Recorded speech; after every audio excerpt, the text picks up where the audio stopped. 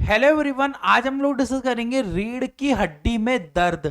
Basically इसकी medicine भी बताऊंगा, ट्रीटमेंट भी बताऊंगा। बेसिकली आप समझो कि रीढ़ की हड्डी में दर्द कई कारणों से होता है, वो कारण भी हम समझेंगे, इसका इलाज भी हम समझेंगे, मेडिसिन भी हम समझेंगे। पर हमारी वीडियो मेडिकल स्टूडेंट के लिए डॉक्टर की सलाह से दवाइयां लेनी चाहिए सबको।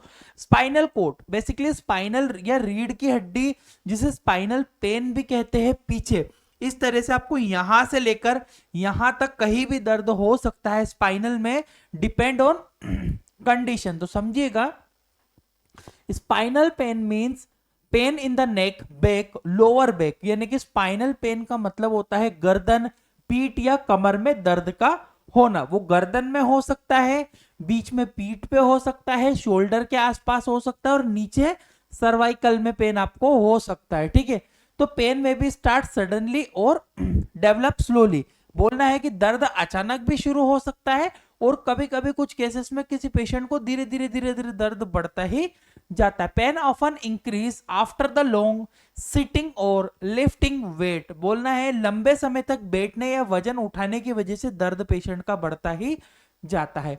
It has become common due to mobile use and sedentary life style. Simple बात है कि भैया हम लेटे लेटे कंटिन्यूसली एक एक दो दो घंटे फोन चलाते हैं, बैठ के फोन चलाते हैं दो दो घंटे, तो एक ही पोस्चर में रहने पर, पोस्चर चेंज नहीं करने पर पेशेंट को कभी कभी दर्द महसूस हो सकता है बिना किसी बीमारी के भी। याद रखिएगा। आगे बढ़ता हूं। देखो, टाइप ऑफ स्पाइनल पेन, जब तक आप रीढ़ की हड्डी का कारण नहीं समझोगे, प्रकार नहीं समझोगे, तब तक आप ट्रीटमेंट नहीं समझ पाओगे। भैया क्या एक फिक्स इलाज करना पड़ेगा।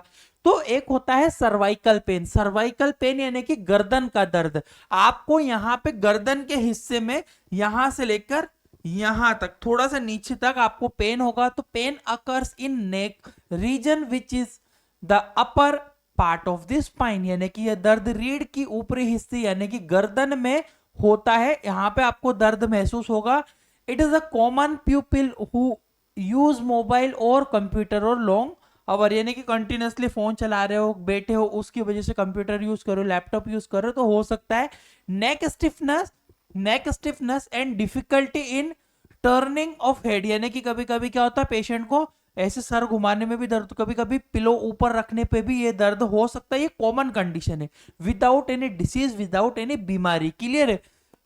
Sometime pain spread to the shoulder, और कभी कभी गर्दन से कंधों तक भी दर्द हमारा फैल जाता है। That is the common problem. ठीक है, तो यहाँ पे कॉज मैंने लिखा है मसल स्ट्रेंथ, आपकी मांसपेशियों में खिंचाव के कारण हो गया हो, एज रिलेटेड, उम्र की वजह से भी होता है, बोन स्पोर यानी कि आपकी यहाँ पे लंबर वगैरह खिसक गई हो गर्दन के यहाँ पे, तब दर्द हो सकता है।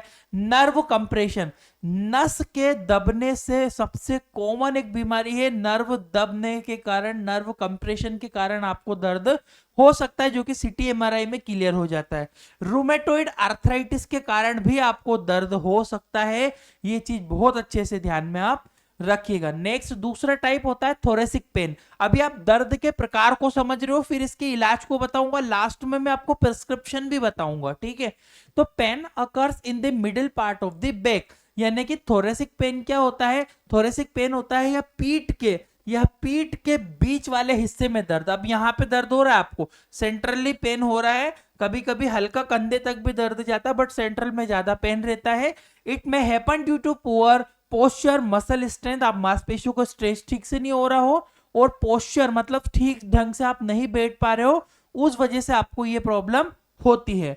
तो सिटिंग लॉन्ग टाइम और bending frequent can be increase the pain, यानी कि लंबे समय तक बैठने या बार बार झुकने से दर्द बढ़ता जाता है पेशेंट का। This type of pain less common compare to the other spinal pain, यानी कि यहाँ अन्य स्पाइनल दर्द की तुलना में कम होता है। मतलब ऐसा नहीं कि बीच में सबको कॉमनली देखना है, या तो नेक का दर्द होता है या कमर के नीचे दर्द होता है, दो प्रकार के दर्द होता है। ये जो थोरेसिक पेन है बहुत ही कम देखने को मिलता है, ये ज्यादातर स्लिप डिस्क में देखने को मिलेगा। स्लिप डिस्क जब आपकी पीठ की हड्डी खिसक जाती है उस कंडीशन में होता है।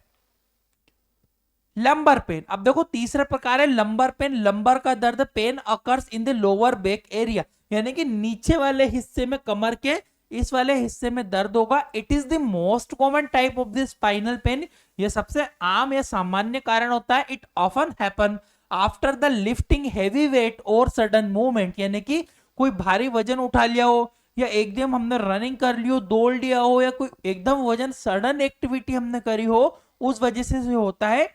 It severe cause pain may be spread to the leg और साइटिका, यानी कि गंभीर स्थिति में आपकी साइटिका नर्व के कंप्रेस के कारण भी ये प्रॉब्लम आपको देखने को मिलेगी, ध्यान रखिएगा।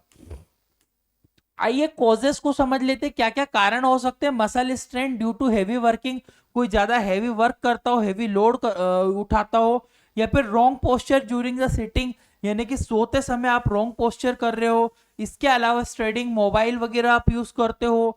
एज रिडक्शन में एज रिलेटेड डिसीज, वार ऑफ स्लिप डिस्क, यानी कि उम्र की वजह से हड्डियां वगैरह घिस रही हो, अर्थराइटिस हो रहा हो, या फिर ओबेसिटी और वीक बैक मसल, अगर आपकी पीछे की मांसपेशियां कमजोर पड़ गई हो और आपको अगर यहाँ पे मोटापा बहुत ज्यादा हो तो ये प्रॉब्लम होगी। देखो सिम्टम्स क्या है, दर्द होता है भैया, नेक, कमर, पीछे दर्द होना, स्टिफनेस होना, अकड़ जाना, अकड़ महसूस होना, ये सारी दिक्कतें देखने को मिलती है। आइए ट्रीटमेंट में वन बाय वन करके समझाऊंगा, डॉक्टर की सलाह से दवाइयां लेने की बात बोलता हूं मैं। लास्ट में मैं आपको प्रिस्क्रिप्शन भी बता दूंगा इसका।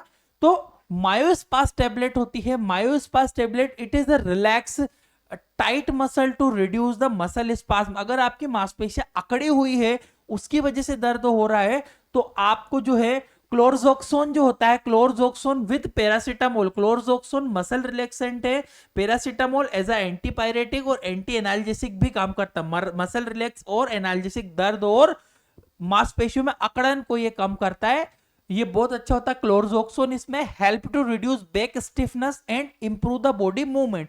अब हमारे पीठ अकड़ रही हो, बहुत ज्यादा दर्द हो, उसमें बहुत अच्छा काम करेगा। डोजेस की बात करूं तो मायोस्पास बीडी दिन में 2 बार दिया जाएगा, एक टेबलेट सुबह, एक शाम को। 5 से 7 दिनों तक ये टेबलेट को सजेस्ट किया जाता है देने के लिए, याद रखिएगा, वेरी इंपॉर्टेंट। मायोस्पास के नाम से आपको मार्केट में मिल जाती है। नेक्स्ट जो है न्यूकोक्सिया 90 टैबलेट। न्यूकोक्सियम मतलब it block the inflammation chemical that cause the pain. अब ये क्या करती है, बहुत ही इसमें जो बेसिकली जो कंपोजिशन है, इट्राकॉक्सिब पाया जाएगा। मैं जूम करके आपको बता देता हूं, इट्राकॉक्सिब ये बहुत ही जरूरी होता है इस प्रकार के दर्द में। नियोकॉक्सिया के 90 के नाम से आपको मिलता है, इट्राकॉक्सी इसके अंदर कंपोजिशन पाया जाता है।